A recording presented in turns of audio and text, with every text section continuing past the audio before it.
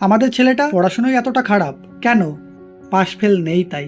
ও জানে পড়াশোনা না করলেও প্রতি বছর ক্লাসে উঠেই যাবে। তাহলে পড়াশোনা করে কি লাভ? আর এমন শিক্ষায় ও শিক্ষিত মূর্খ হচ্ছে দিন দিন। তুমি বলছো তোমার পড়াশোনার জন্য খরচ, তোমার ফোন তোমার বাবা দিতে পারতো না, সেটা সে দিয়েছে। আমাদের ছেলেকে আমি দিতে পারবো ফোন, তবু আমি দিতে চাই না, কিন্তু সে দেবে। তারপরে সেই ফোনের রিচার্জের খরচাটা কিন্তু প্রতি মাসে আমাকেই দিতে হবে, সেরকম তোমার বাবাকেও দিতে হয়েছে।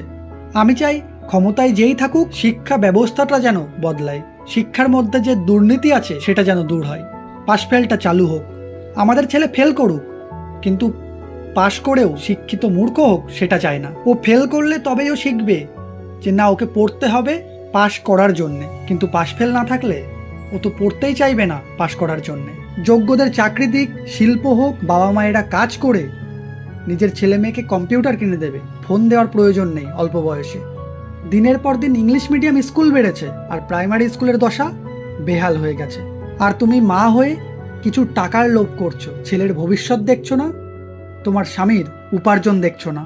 তোমায় টাকা দিচ্ছে, তুমি ভোট দিতে যেও, কিন্তু আমি ভোট দিতে সেদিনই যাব যেদিন আমার এই চাওয়াগুলো পূরণ হবে। শিক্ষার উন্নতি না হলে অবস্থা আরো বেহাল হবে। ইংলিশ মিডিয়ামে পড়াবে, সেখান থেকেও সরকারি ইনকাম করবে, তাহলে তোমার লাভটা কোথায় হচ্ছে? তাদের ভোট দিয়ে।